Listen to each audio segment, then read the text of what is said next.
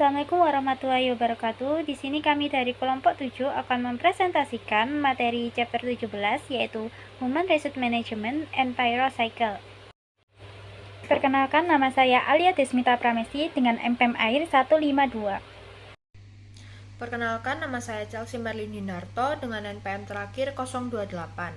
Saya Isnai Nurul Islami dengan NPM akhir 018. Perkenalkan, saya Ceria Junika Raja Guguk dengan NPM 2501 3010 034. Perkenalkan, nama saya Arina Kalah Firdaus dengan 3 digit NPM akhir 160. Siklus Human Resource Management dan Payroll merupakan bagian penting dalam sistem informasi akuntansi yang berfokus pada pengelolaan karyawan dan pembayaran gaji. Sistem ini tidak hanya mencatat beberapa besar gaji yang harus dibayarkan, tetapi juga mengelola berbagai informasi terkait karyawan seperti data pribadi, kinerja, hingga pelatihan. Dalam perusahaan modern, karyawan merupakan aset yang berharga. Oleh karena itu, pengelolaan sumber daya manusia harus dilakukan secara efektif agar dapat mendukung pencapaian tujuan organisasi. Secara umum, siklus ini meliputi yang pertama yaitu proses rekrutmen dan seleksi karyawan, yaitu mencari dan memilih kandidat yang sesuai dengan kebutuhan perusahaan. Lalu yang kedua yaitu pelatihan dan pengembangan untuk meningkatkan keterampilan dan kompetensi karyawan. Yang ketiga ada penilaian kinerja yang digunakan sebagai dasar dalam pengambilan keputusan seperti promosi atau kenaikan gaji. Lalu yang keempat yaitu penggajian atau payroll, yaitu proses menghitung gaji, potongan pajak, dan pembayaran kepada karyawan. Agar sistem HRM berjalan efektif, perusahaan membutuhkan berbagai jenis informasi seperti data karyawan, termasuk identitas, jabatan, dan riwayat pekerjaan, lalu data waktu kerja seperti jam kerja dan absensi, lalu data kinerja yang digunakan untuk evaluasi, dan data penggajian termasuk gaji pokok, bonus, dan potongan. Informasi ini harus akurat, tepat waktu, dan aman. Dengan informasi yang baik, manajemen dapat mengambil keputusan yang lebih tepat terkait pengelolaan sumber daya manusia. Selanjutnya ada threat and control atau ancaman dan pengendalian. Sistem HRM dan payroll menghadapi berbagai risiko yang dapat merugikan perusahaan. Di antaranya yaitu kesalahan dalam penggajian, seperti perhitungan gaji yang tidak akurat, lalu pembayaran kepada karyawan fiktif, pencurian atau penyalahgunaan data karyawan, kebocoran informasi sensitif seperti gaji dan data pribadi, serta ketidakpatuhan terhadap peraturan ketenaga kerjaan. Ancaman ini dapat berdampak pada kerugian finansial, penurunan kepercayaan karyawan, hingga masalah hukum. Untuk mengatasi berbagai ancaman tersebut, perusahaan perlu menerapkan sistem pengendalian yang kuat, seperti pemisahan tugas, misalnya pemisahan antara bagian yang mencatat data karyawan dan yang memproses gaji, lalu otorisasi yang jelas sehingga setiap perubahan data karyawan harus disetujui pihak berwenang, lalu penggunaan data sistem absensi otomatis seperti fingerprint atau kartu akses untuk memastikan keakuratan data kerja, lalu audit dan rekonsiliasi secara berkala untuk memastikan tidak ada kesalahan atau kecurangan, dan pengamanan sistem informasi termasuk penggunaan password dan kontrol akses. Dengan adanya pengendalian yang baik, perusahaan dapat meminimalkan risiko kesalahan dan kecurangan dalam pengelolaan sumber daya manusia dan penggajian. Di sini saya akan menjelaskan mengenai payroll cycle activities atau aktivitas siklus penggajian. Mari kita mulai dengan gambaran besarnya. Sistem penggajian berada di tengah sebagai pusat interaksi dengan 5 sumber masukan utama. Yang pertama, Departemen Sumber Daya Manusia yang memberikan informasi tentang karyawan baru, pemberhentian, dan perubahan tarif gaji. Yang kedua, berbagai departemen yang mengirimkan data kehadiran dan jam kerja pegawai. Ketiga, pegawai yang melakukan perubahan pada potongan sukarela seperti iuran pensiun dan menerima gaji mereka. Keempat, instansi pemerintah yang memberikan update tarif pajak terbaru dan menerima laporan pajak. Dan yang kelima, perusahaan asuransi dan organisasi lain yang memberikan instruksi pemotongan dan menerima pembayaran iuran. Sekarang saya akan menjelaskan mengenai aktivitas pertama dalam siklus penggajian. Aktivitas pertama dalam siklus penggajian atau SDM melibatkan pembaruan basis data master penggajian untuk mencerminkan berbagai jenis perubahan yang diinisiasi secara internal. Mengapa pembaruan database master sangat penting? Hal ini karena database ini mencerminkan perubahan internal seperti perekrutan pegawai, PHK, atau perubahan tarif gaji. Perlu diingat bahwa data karyawan yang sudah berhenti tidak boleh langsung dihapus, karena masih digunakan atau diperlukan untuk pelaporan pajak pada akhir tahun. Selanjutnya saya akan menjelaskan mengenai threats and controls yang ada dalam aktivitas pembaruan basis data master penggajian. Siklus ini sangat sensitif. Tanpa adanya pengawasan, seorang oknum bisa saja melakukan pembaruan tidak sah pada data master penggajian, seperti menciptakan karyawan fiktif dan mengirim gaji ke rekening pribadinya. Itulah mengapa pemisahan tugas adalah hal yang sangat penting untuk dilakukan. Orang yang berwenang menambah data karyawan baru di bagian HR dilarang keras memegang akses untuk mencetak cek gaji karyawan. Selain itu, pengendalian akses ke sistem penggajian juga penting. Sistem harus dikonfigurasi untuk membandingkan ID pengguna dan kata sandi dengan matriks kontrol akses yang mendefinisikan tindakan apa yang diizinkan untuk dilakukan oleh setiap karyawan dan mengkonfirmasi file apa yang diizinkan untuk diakses oleh setiap karyawan. Adapun ancaman lain seperti pembaruan data master penggajian yang tidak akurat, yang dapat mengakibatkan kesalahan dalam pembayaran gaji karyawan dan denda karena tidak menyetorkan jumlah pajak penggajian yang tepat kepada pemerintah. Untuk mengurangi ancaman ini, kontrol integritas pemrosesan yang tepat adalah melakukan pemeriksaan validitas nomor karyawan dan uji kewajaran untuk perubahan yang dilakukan. Harus diterapkan pada semua transaksi perubahan penggajian. Pada tahap kedua siklus penggajian, perusahaan harus memeriksa dan memvalidasi data waktu kerja serta kehadiran seluruh karyawan. Nah, cara pencatatannya tergantung jenis pegawai. Untuk pegawai yang dibayar per jam, perusahaan itu biasanya menggunakan time card, yaitu kartu atau sistem absensi yang mencatat jam masuk dan jam pulang. Sedangkan pegawai yang menerima gaji tetap seperti manajer itu tidak selalu memakai time card karena kehadiran mereka lebih dipantau oleh atasan. Selain itu ada juga job time ticket dan time sheet. Dokumen ini digunakan untuk mencatat pekerjaan apa yang dilakukan karyawan dan berapa lama waktunya. Nah, khusus pada perusahaan jasa, time sheet sangat penting karena dipakai untuk menghitung biaya jasa yang nantinya ditagihkan kepada klien.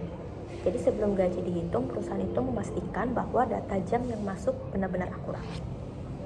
Selain jam kerja biasa, sistem payroll juga harus mencatat bonus, komisi, dan insentif yang diterima karyawan. Nah, karena itu data dari bagian penjualan maupun produksi juga ikut digunakan. Tetapi dalam proses ini ada ancaman utama, yaitu data kehadiran tidak akurat. Jika data salah, maka gaji yang dibayarkan juga bisa salah. Perusahaan bisa rugi karena membayar terlalu besar atau justru menimbulkan protes bagi karyawan. Untuk menghindari hal tersebut, perusahaan itu memakai beberapa pengendalian, misalnya menggunakan absensi otomatis, data online yang langsung masuk ke sistem, pemeriksaan supervisor, sampai teknologi sidik jari. Nah, tujuannya agar data waktu kerja benar-benar valid sebelum dipakai untuk menghitung gaji. Sesudah data jam dinyatakan benar, supervisor harus memberikan persetujuan. Nah, persetujuan ini penting supaya hanya data valid yang dipakai untuk membayar gaji. Supervisor memeriksa satu persatu laporan waktu kerja, lalu memberikan approve. Nah, sistem juga membandingkan antara total jam hadir dengan rincian pekerjaan yang dilakukan. Jika tidak sesuai, berarti ada kemungkinan kesalahan atau kecurangan. Setelah itu, ke tahap proses payroll atau menyiapkan penggajian. Pada tahap ini, sistem mulai menghitung gaji untuk pegawai per jam kerja dikalikan tarif upah. Jika ada bonus atau komisi, maka ditambahkan. Sedangkan untuk pegawai yang bergaji tetap, sistem menghitung berdasarkan gaji bulanan atau tahunan. Sesudah gaji kotor diperoleh, perusahaan mengurangi berbagai seperti pajak dan asuransi. Nah, dari sinilah dihasilkan gaji bersih yang akan diterima karyawan. Sesudah gaji bersih selesai dihitung, sistem itu menghasilkan dua laporan penting. Yang pertama adalah payroll register. Ini adalah laporan utama penggajian yang menunjukkan rincian lengkap mulai dari jam kerja, tarif upah, gaji kotor, seluruh potongan, sampai gaji bersih setiap karyawan. Yang kedua adalah deduction register. Nah, yaitu laporan kerja yang merinci potongan sukarela seperti asuransi, dana pensiun, dan iuran lainnya. Nah, dua laporan ini sangat penting karena menjadi dasar persetujuan sebelum dana gaji benar-benar ditransfer. Pada tahap akhir, sistem payroll mencetak cek gaji atau mengirimkan gaji melalui transfer bank. Karyawan juga menerima slip gaji yang menjelaskan rincian pendapatan dan potongan. Nah, namun proses payroll tidak berhenti di pembayaran saja. Sistem ini juga mencatat seluruh biaya tenaga kerja ke buku besar akuntansi agar laporan keuangan perusahaan tetap tercatat dan tetap akurat. Selain itu, payroll itu menghasilkan berbagai laporan baik untuk manajemen internal maupun untuk pemerintah. Misalnya laporan pajak tenaga kerja. Nah, karena itulah sistem ERP ini sangat dibutuhkan. Sebab ERP mampu menghubungkan data SDM, penggajian, akuntansi, dan pelaporan dalam satu sistem yang terintegrasi. Di sini saya akan membahas mengenai threats and controls dari penyiapan penggajian atau prepay payroll, serta langkah selanjutnya yakni disburse payroll dan threats and controls-nya. Pertama, saya akan membahas tentang threats and controls dari prepared payroll. Nah, kompleksitas pemrosesan gaji, terutama terkait berbagai aturan hukum pajak, membuatnya rentan terhadap kesalahan. Kesalahan ini bisa merusak moral karyawan dan mengakibatkan denda dari pemerintah jika pajak tidak disetorkan dengan benar. Untuk pengendaliannya atau controls-nya, yang pertama ada total angkatan atau batch totals.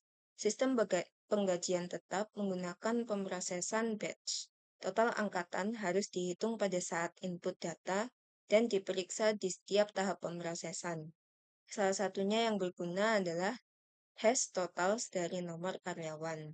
Jika total ini cocok pada akhir proses, artinya semua catatan gaji telah diproses, input datanya akurat, dan tidak ada kartu waktu atau time cards palsu yang dimasukkan. Lalu untuk controls kedua ada cross-footing daftar gaji. Ini adalah pengecekan matematis di mana total kolom gaji bersih harus sama dengan total gaji kotor dikurangi total potongan. Jika tidak sama, artinya terjadi kesalahan pemrosesan yang harus segera diselidiki. Untuk pengendalian ketiga, ada akun clearing penggajian atau payroll clearing account. Ini adalah akun buku besar umum yang digunakan untuk mengecek keakuratan pencatatan biaya gaji. Prosesnya meliputi dua tahap. Pertama, akun ini didebit sebesar jumlah gaji kotor, kas dikredit sebesar gaji bersih, dan berbagai potongan dikredit ke akun kewajiban. Yang kedua, biaya tenaga kerja dialokasikan ke berbagai pusat biaya atau departemen. Hasil akhirnya, akun clearing ini harus berjumlah 0. Ini disebut dengan zero balance check. Ada juga pengendalian lainnya. Pertama, peninjauan pengawasan. Jadi, manajer harus meninjau daftar gaji untuk mendeteksi kesalahan yang jelas. Lalu, klasifikasi pekerja yang tepat. Sangatlah penting untuk membedakan antara karyawan dan kontraktor independen. Salah klasifikasi bisa menyebabkan perusahaan berhutang pajak besar, bunga, dan denda. Departemen SDM harus meninjau keputusan perekrutan tenaga kerja luar atau temporer menggunakan daftar periksa dari otorisasi pajak atau LPS. Nah, selanjutnya saya akan membahas mengenai disburse payroll atau mengeluarkan gaji. Langkah selanjutnya adalah pembayaran gaji yang sebenarnya kepada karyawan. Sebagian besar dibayar melalui cek atau setoran langsung atau direct deposit. Untuk prosesnya, yang pertama tinjauan hutang. Jadi, bagian utang atau account payable meninjau dan menyetujui daftar gaji. Lalu, voucher pengeluaran dibuat untuk mengesahkan transfer dana dari rekening umum perusahaan ke rekening bank penggajian. Lalu peran kasir meninjau voucher tersebut lalu menyiapkan dan menandatangani cek gaji atau menginisiasi transfer dana elektronik atau EFT. Setelah itu, meningkatkan efisiensi dan mengurangi biaya bank atau perangko. Karyawan menerima salinan cek atau pernyataan penghasilan yang menunjukkan jumlah yang disetorkan. Yang terakhir, kartu debit gaji, yakni pilihan bagi karyawan yang tidak memiliki rekening bank. Dana bisa diisi ke kartu setiap hari gajian. Selanjutnya ada threats and controls dari disburse payroll. Ancaman utama dalam proses ini adalah pencurian cek gaji atau penerbitan gaji kepada karyawan fiktif atau karyawan yang sudah berhenti. Untuk prosedur pengendaliannya atau controls-nya, pertama ada pembatasan akses. Akses ke cek gaji kosong dan mesin tanda tangan harus dibatasi. Menggunakan OTP multifaktor seperti MFA untuk transaksi transfer elektronik. Kedua, cek harus diberi nomor urut cetak dan dipertanggungjawabkan secara berkala. Lalu, kasir hanya boleh menandatangani cek jika didukung oleh dokumentasi yang tepat, daftar gaji, dan voucher pengeluaran. Lalu, ada rekening bank terpisah atau akun impres. Gaji tidak boleh diambil dari rekening bank reguler perusahaan. Gunakan rekening bank penggajian terpisah dengan saldo tetap atau impres fund. Hal ini untuk membatasi kerugian perusahaan dan memudahkan rekonsiliasi. Untuk kontrol selanjutnya ada pemisahan tugas atau segregation of duties. Bagian utang mencatat penggajian, tetapi kasir yang mendistribusikan gaji. Orang yang memiliki wewenang mempekerjakan atau memecat karyawan tidak boleh mendistribusikan cek gaji atau mengotorisasi EFT. Kombinasi tugas ini dapat memudahkan seseorang untuk tetap menggaji karyawan yang sudah berhenti dan mengambil uangnya. Lalu, kontrol selanjutnya, pengendalian terhadap karyawan fiktif atau ghost employees. Bisa kita gunakan analitik data untuk mencari tanda penipuan, misalnya karyawan yang tidak memiliki potongan pajak. Lalu, lakukan pembagian gaji secara langsung yang diamati oleh audit internal secara mendadak untuk memastikan semua penerima adalah orang yang valid. Untuk kontrol selanjutnya, penanganan cek yang tidak diambil. Cek yang tidak diambil harus dikembalikan ke kantor bendahara untuk segera disetor kembali dan ditelusuri penyebabnya, untuk memastikan bahwa bukan karena karyawan tersebut fiktif atau sudah berhenti. Saya akan menjelaskan mengenai aktivitas penggajian terakhir. Aktivitas penggajian terakhir adalah menghitung dan menyetorkan pajak penghasilan serta tunjangan karyawan ke pemerintah atau entitas terkait lainnya. Pemberi kerja harus membayar pajak jaminan sosial atau social security selain jumlah yang dipotong dari gaji karyawan. Hukum federal dari negara bagian juga mewajibkan pemberi kerja untuk berkontribusi dalam persentase tertentu dari gaji kotor setiap karyawan ke dana asuransi kompensasi pengangguran. Selain penyetoran terkait pajak wajib, pemberi kerja bertanggung jawab untuk memastikan bahwa dana lain yang dipotong dari gaji karyawan seperti tunjangan anak, asuransi kesehatan, asuransi jiwa, atau iuran pensiun dihitung dengan benar dan disetorkan tepat waktu. Banyak pemberi kerja menawarkan rencana tunjangan fleksibel atau flexible benefit plan, di mana karyawan dapat memilih cakupan minimum asuransi kesehatan atau rencana pensiun mereka sendiri. Dari aktivitas ini juga terdapat ancaman berupa kegagalan untuk melakukan penyetoran yang terlambat, atau kesalahan dalam penyetoran. Hal ini dapat mengakibatkan denda dari pemerintah dan keluhan karyawan. Ancaman ini dapat dikendalikan dengan menggunakan panduan pajak seperti Circular 8 dari IRS, mengonfigurasi sistem penggajian secara otomatis, melakukan pengecekan silang atau cross-voting check, peninjauan berkala oleh pengawas, dan memberikan slip gaji yang rinci kepada karyawan untuk deteksi dini masalah. Untuk mengurangi biaya, banyak organisasi mengalihdayakan fungsi penggajian dan manajemen sumber daya mereka ke Payroll Service Bureau dan Professional Employer Organization. Payroll Service Bureau atau Biro Layanan Penggajian memelihara data utama penggajian untuk klien dan memproses gaji mereka. Biasanya, lebih murah karena layanannya lebih cepat.